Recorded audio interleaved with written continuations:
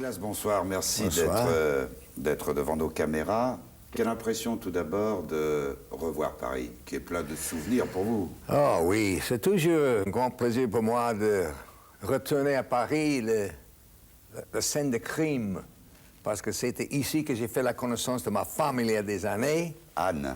Oui, et quand je suis arrivé à Paris il y a presque 40 ans, j'ai commencé avec tous des Français pour faire un film dans deux versions, en anglais et en français. J'ai fait un film qui s'appelle L'acte d'amour, avec Danny Robin et Tolle Litvak. Il était le metteur en scène.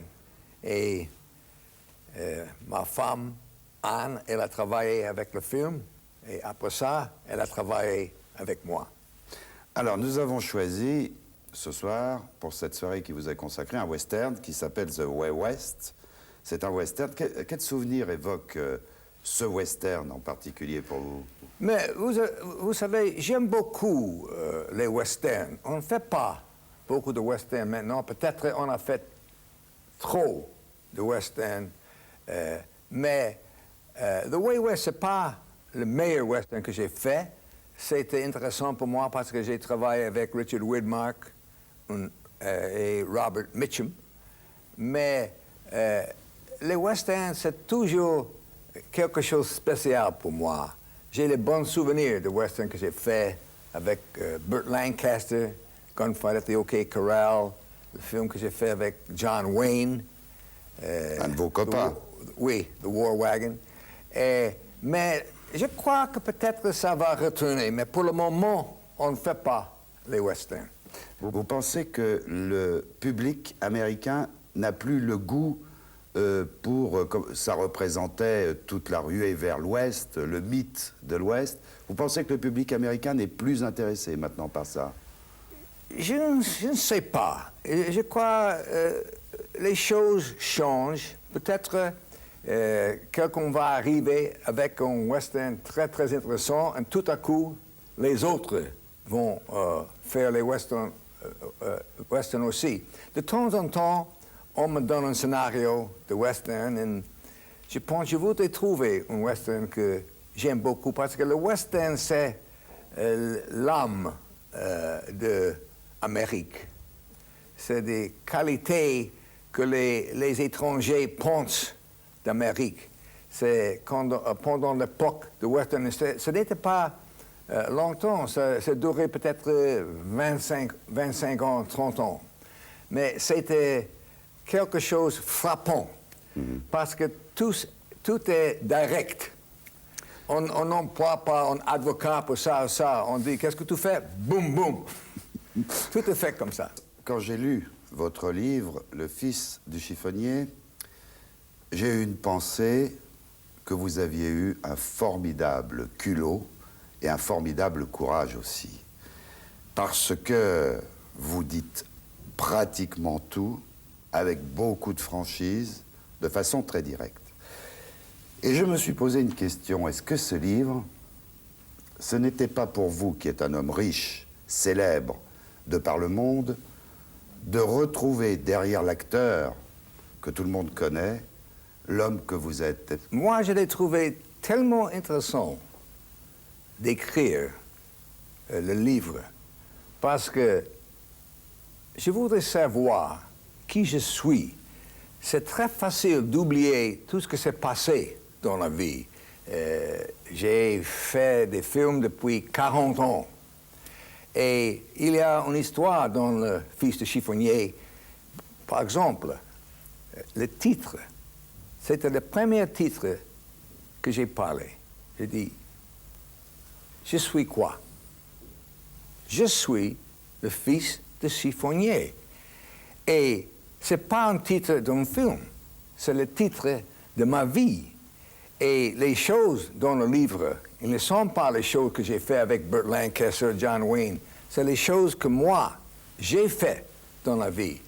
Et je voudrais être très honnête.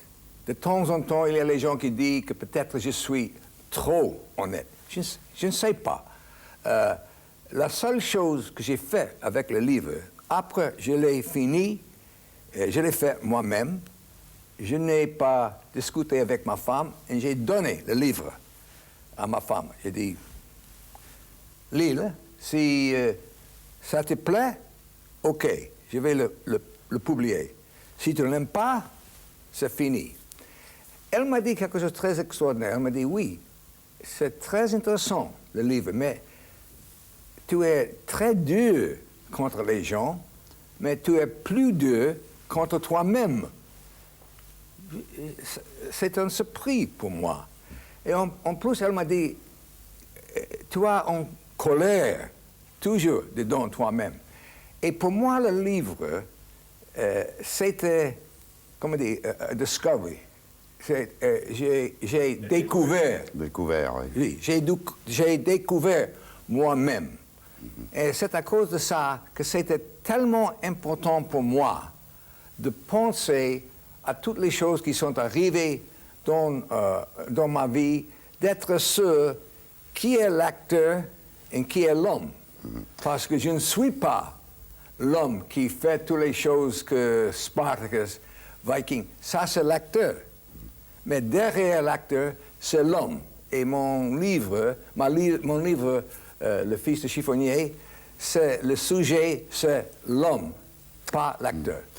Est-ce que, quand vous avez écrit tout le passage de votre enfance à Amsterdam, Oui. les rapports avec votre père, qui ne vous regardait pas souvent, qui ne s'occupait pas beaucoup de vous, est-ce que ça a été vraiment quelque chose de douloureux pour vous? Absolument, oui. C'était si fort, la relation entre mon père et moi, ou peut-être pas de relation avec mon père, parce que mon père, il a quitté la famille, et j'ai resté avec 6 sœurs, avec mon mère. Je suis un petit garçon avec 7 femmes. Et je pense, pourquoi je suis avec les femmes? Je dois être avec un homme, avec mon père. Et ça, c'est la tragédie, je crois, dans ma vie, quand j'étais en train d'écrire le livre, que mon père jamais me donnait un claque sur le dos, un pat on the back, pour dire, c'est très bien fait. Il ne peut pas le dire. Et c'est quelque chose qui me manque dans la vie. Et c'est à cause de ça que j'ai pensé beaucoup de mes 4 enfants, la façon d'être un parent. Mais peut-être mes fils, ils vont écrire un livre, et peut-être ils vont dire la même chose, je ne sais pas. Il y a aussi un passage très important dans le livre, c'est votre identité juive. Vous dites, tous les juifs sont seuls, et vous dites, tous les juifs, à un moment donné, ont dit, oui, je suis juif, mais à moitié, soit par mon père, soit par ma mère. Ça a été un très grand problème pour vous, cette identité juive? Je crois que c'est un problème pour tous les juifs. Parce que, par exemple, quand je parle avec quelqu'un, je ne demande pas si elle est catholique, baptiste, protestant, bouddhiste. Mais cela ne fait rien. Mais quand quelqu'un est juif, tout à coup, il y a une différence. Je l'ai vu quand j'ai écrit, surtout quand j'étais jeune. Au collège? Au collège, antisémitisme existe, a existé quand j'étais jeune, ça existe maintenant. Quand je suis arrivé à Paris, j'ai vu une réclame, il y a un magasin qui dit « Être un juif en France aujourd'hui ». C'est toujours un sujet. Les humiliations que vous avez eues jeune, au collège, où une fille refuse d'aller au bal avec vous parce que vous êtes juif, ou dans un hôtel, vous êtes obligé de cacher que vous êtes juif pour trouver du travail, est-ce que c'est ça qui vous a fait ce caractère que certains disent très difficile et que d'autres disent un caractère très fort? Je crois oui, parce que il y a 2 choses. On tombe ou on monte. Ça dépend du caractère. Et je crois, à cause de ça, je crois qu'il y a toujours une colère dedans moi-même. Ça reste toujours. Malgré la gloire, malgré l'argent? absolument. Oui. Ça continue. C'est pas une question d'argent, c'est pas une question de succès. C'est quelque chose, c'est trop profond dedans moi-même. C'est une blessure toujours ouverte. Oui, oui. Il y a une chose qui me frappe, Kirk, c'est que votre enfance, c'est l'humiliation, on vient d'en parler, et vous choisissez un métier, le métier d'acteur, dont vous dites dans le livre que c'est aussi souvent un métier d'humiliation. On attend, quelquefois on est rejeté, on n'a pas le rôle, donc ça a été une continuité, ça. Mais vous savez, quand je pense, quand j'étais jeune, la vie que j'avais, de devenir un acteur, c'était une méthode d'échappe la vie. D'échapper à la vie. Exactement. Comme ça, on vit dans un rêve. Et le problème, c'est de savoir qu'est-ce qu'il y a qui est vrai et qu'est-ce qu'il y a qui est faux. Et c'est à cause de ça que mon livre était très important pour moi et pour mes fils. Si quelqu'un d'autre voudrait le lire, ça va. Mais pour ma famille, c'était très important pour moi pour décrire les choses dans ma vie et c'était très important pour moi de le savoir moi-même. Est-ce que vous considérez comme une humiliation dans votre métier, alors que vous le méritiez, notamment pour Van Gogh, de n'avoir pas eu l'Oscar? Oh, bien sûr. J'ai reçu le New York Film Critics Award, mais j'ai reçu beaucoup de prix. Mais de ne pas recevoir l'Oscar est tellement important. Et je suis fier de mon fils. Il a reçu 2, comme producteur, comme acteur. Parce que l'Oscar, ça représente, du point de vue de, on dit en anglais, my peers, mes collègues. Oui. Et ça, c'est tellement important, bien sûr. Vous êtes, dans le livre, très, très sévère avec Hollywood. Peut-être j'exagère, mais je crois que c'est la vérité. Hollywood, c'est très dur. C'est à cause de ça que j'ai dit aux mes enfants, mes 4 fils, jamais travaille au cinéma. Mais évidemment, ils ne prennent pas mon conseil. Tous les garçons, mes 4 filles, tous travaillent au cinéma. Mais je crois que si on travaille au cinéma, c'est comme une maladie. On est obligé de le faire. Parce que c'est pas un métier heureux. Il y a tant de choses qui arrivent. Il y a Marilyn Monroe, James Dean, Belushi. Vous savez, parce que c'est plus difficile de recevoir le succès que, au contraire, que l'échec. Échec, exactement. Vous parliez de Marilyn Monroe, James Dean, etc. Comment avez-vous fait pour garder votre santé mentale dans ce monde-là? J'ai été obligé de me dire toujours que c'est un rôle que je joue. Dans mon livre, j'ai raconté l'histoire avec John Wayne quand il était fâché contre moi parce que j'ai joué le rôle de Van Gogh. Van Gogh. Il m'a dit, comment tu peux jouer un rôle comme ça? Il est homosexuel, il est faible. Nous devons jouer les rôles très forts. Mais j'ai dit, Jean, nous sommes des acteurs. C'est un rôle très intéressant. Ça m'intéresse de jouer un rôle comme ça. Si nous avons un point différent. J'ai dit, John Wayne, tu n'es pas John Wayne. Ce que je veux dire, c'est il est un homme qui joue le rôle de quelqu'un qui est toujours l'héros. Mais il n'est pas comme ça, il est un homme. On est obligé de savoir toujours qu'un acteur joue un rôle. Et c'est tout. Il n'est pas, je ne suis pas Spartacus, je ne suis pas Van Gogh, je ne suis pas le rôle que je joue avec Burt Lancaster. Je dois savoir toujours où je suis. Et à cause de ça, c'était très important pour moi d'écrire le livre pour être sûr qui je suis. C'est curieux l'amitié que vous avez eue avec John Wayne. car vous êtes des hommes très différents, de mentalité. Complètement. Complètement. Ça, c'est incroyable. Oui, complètement. Nous sommes complètement différents, politiques et point de vue, mais à la fois, vous savez, après la mort de John Wayne, quelqu'un m'a dit, John Wayne, il t'adore, Kirk. J'ai dit oui, j'étais étonné. Et après, mais j'ai pensé, nous avons travaillé 4 fois, et souvent, il m'a demandé de travailler avec lui, malgré que pendant le travail, peut-être on dîne ensemble une fois. Mais toujours, il y avait un respect entre nous.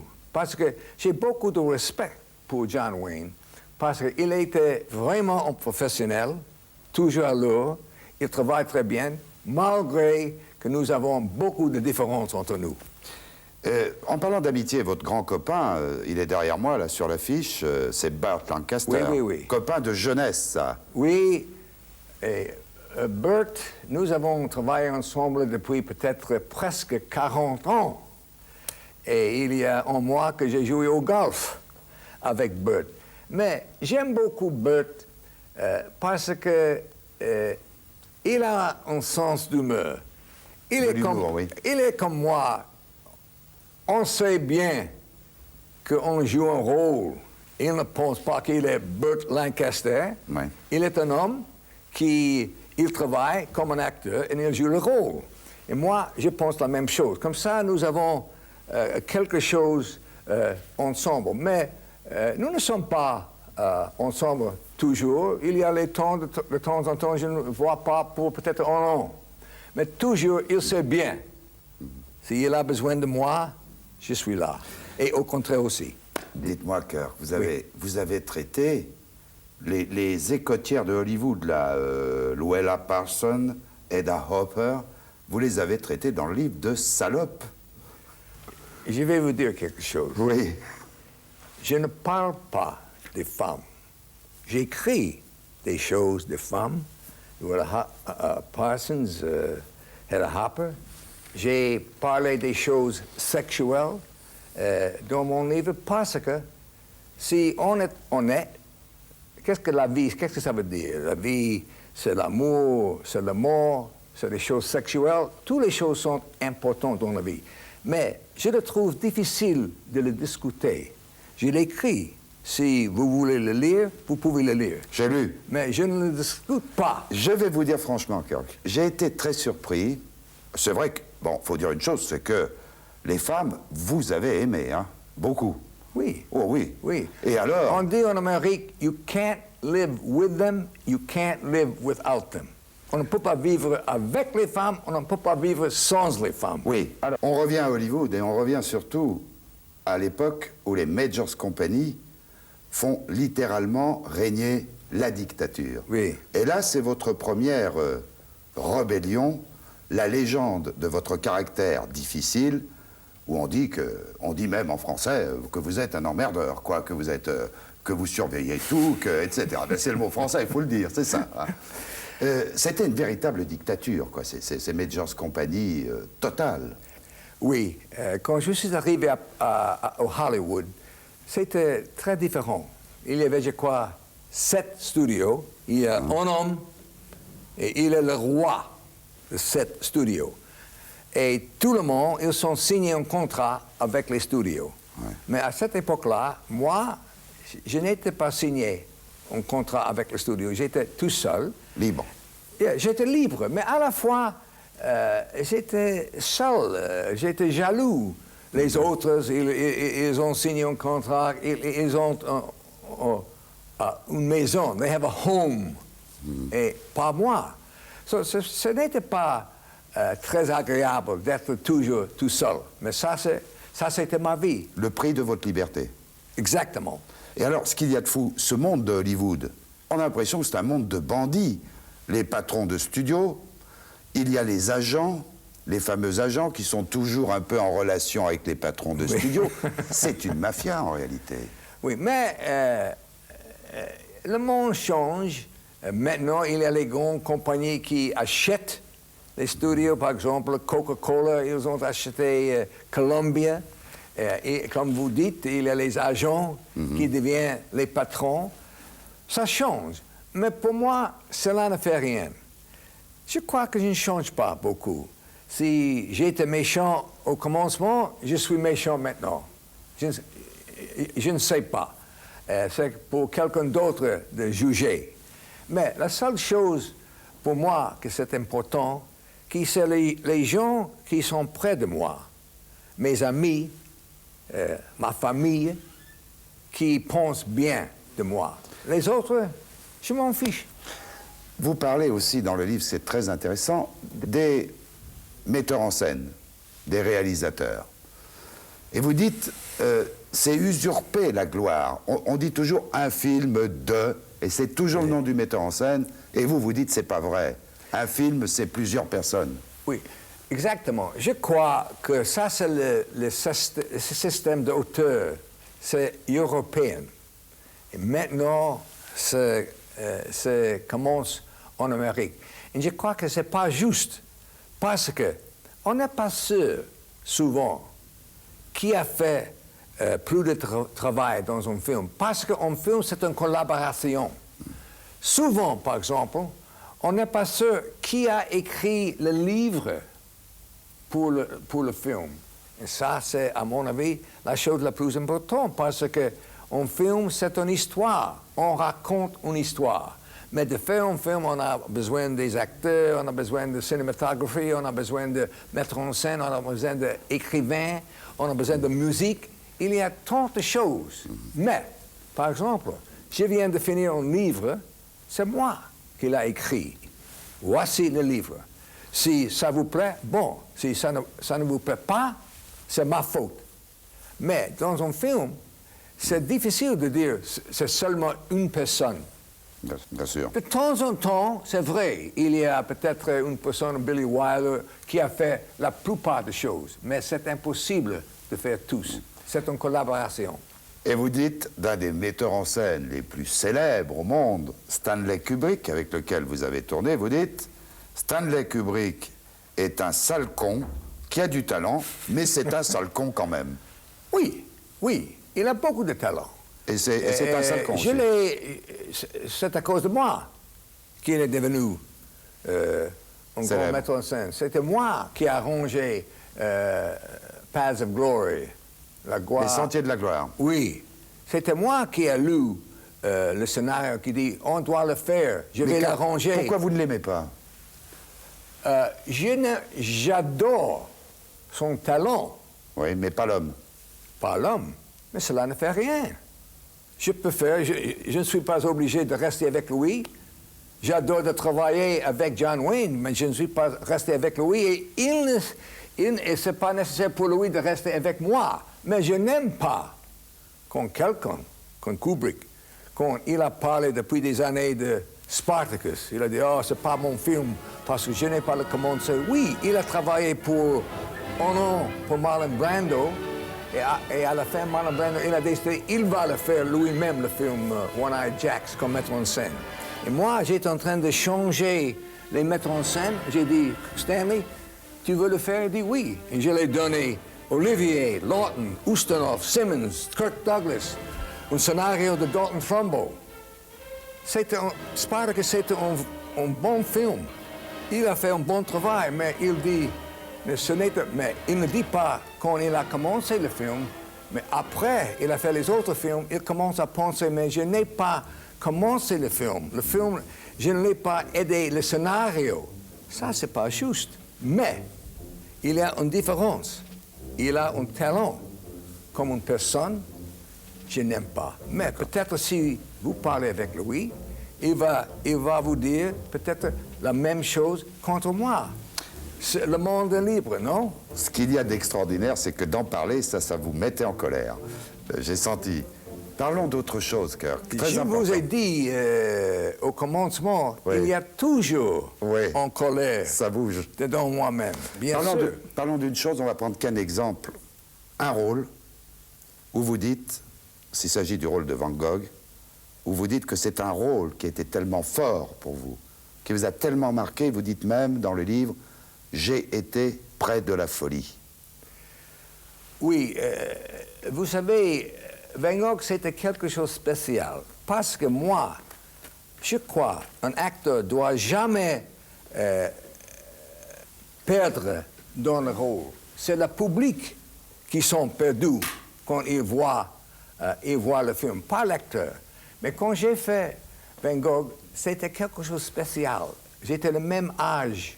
J'avais le même âge que lui quand il s'est suicidé. Et il y avait une qualité dedans lui qui me touche. Et c'était vraiment un film, pour moi, très triste. Et après je l'ai fini, je ne veux pas le voir. Je ne veux pas le voir. Et j'ai commencé à penser comme les tableaux qu'il a fait, c'est moi qui l'a fait. Et ça n'arrive pas avec moi. Comme acteur, on ne doit pas penser comme ça. Vous savez, mais de temps en temps, je fais des fautes, pas trop, mais je fais des fautes de temps en temps. Vous avez eu peur avec Van Gogh après? Oui. Oui, hein? Oui, bien sûr. Oui. Et quand je pense à Van Gogh, quand je regarde un tableau qu'il a fait,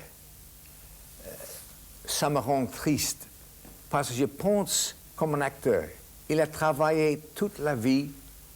Personne veut acheter les choses qu'il a fait.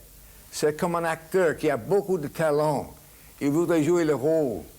Et peut-être dans la salle à la maison, il joue le rôle, mais il n'y a personne de l'entendre. C'est triste. Imaginons un fils de chiffonnier en 1989. Est-ce qu'il peut espérer de l'Amérique le rêve américain? J'ai confiance dans mon pays. Je ne crois pas que tout le monde peut, comme moi, être un fils d'immigré qui ne peut pas écrire, qui ne peut pas lire et aller dans l'université et tout ça. Mais je crois à la fois, même maintenant, en Amérique, on a de la chance.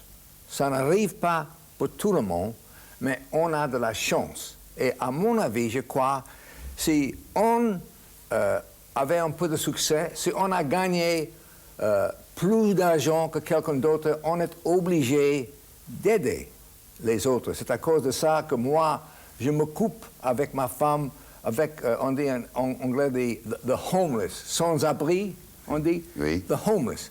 C'est tellement important pour moi, parce que j'étais comme ça. Je me souviens bien, comme j'ai écrit dans mon livre, je me souviens bien quand j'ai faim. I was in New York, in Skid Row, looking for a meal. Je ne veux pas oublier. C'est très important pour moi de ne pas oublier. Et je suis obligé d'aider ma famille et en plus d'aider les autres. Ça, je trouve très, très important. Et l'espérance en Amérique, toujours forte? Je crois oui. J'ai deux dernières questions. Comment va la petite boîte à musique? C'est très bien. Pas de problème. La petite boîte à musique étant le simulateur cardiaque. Bien sûr. Et vous savez, j'ai écrit ça parce que je voudrais, si quelque chose arrive avec quelqu'un d'autre, je voudrais savoir, c'est pas la fin du monde. Non. Pas du tout. La semaine prochaine, sur notre antenne, nous allons passer un film. Asseyez-vous bien, là, tenez-vous bien au fauteuil, qui s'appelle « Vol au-dessus d'un nid de coucou ». Et ça aussi, c'est une grande déception. Longue histoire. Je ne veux pas commencer avec cette histoire. Je vais la résumer. Non, parce que ça, c'est un livre que j'ai acheté au commencement. Oui. C'est un petit livre. Je l'adorais. Je suis allé au Broadway. J'ai employé quelqu'un pour écrire comme... une adaptation théâtrale. Oui. Je l'ai fait comme acteur. J'ai joué le rôle que Nicholson il a joué au théâtre pour 6 mois. Pour 10 ans, j'ai essayé de le faire comme film sans succès. À la fin, mon fils, il m'a dit, peut-être on travaille ensemble. Je vais essayer de le faire. Et lui, il a arrangé de l'argent. Et Jack Nicholson, il a joué le rôle que je voudrais jouer pour presque 10, 12 ans. Et en plus, il a gagné Oscar. Le film était un grand succès et pour 10 ans, personne, N'a voulu. pas du tout. C'est un film Ça, c'est une histoire. Terrible. Oui, le fin, c'est une histoire tragique. Vous vous dites, j'aurais donné tout l'argent que m'a rapporté le film, car vous avez gagné pour avoir le rôle dans le film. Exactement. J'ai gagné beaucoup d'argent avec cette film. Mais quand je dis, dans mon livre, je dis à Michael, je voudrais donner tout l'argent, je voudrais simplement, parce que je suis un acteur, je voudrais simplement jouer le rôle. Malgré que Jack Nicholson, il a bien joué. C'était quelque chose que... Pourquoi vous parlez de ça? Ça me rend triste, c'est pas gentil. Vous n'êtes pas gentil, je suis étonné, vraiment. Vraiment. Kirk, merci. Merci de votre disponibilité et merci d'avoir eu la délicatesse de vous exprimer dans notre langue. Et je vous quitte avec un extrait de Vol au-dessus d'un nid de coucou, qui est quand même votre enfant, il faut le dire, que nous verrons la semaine prochaine. Okay. Merci infiniment. Merci beaucoup.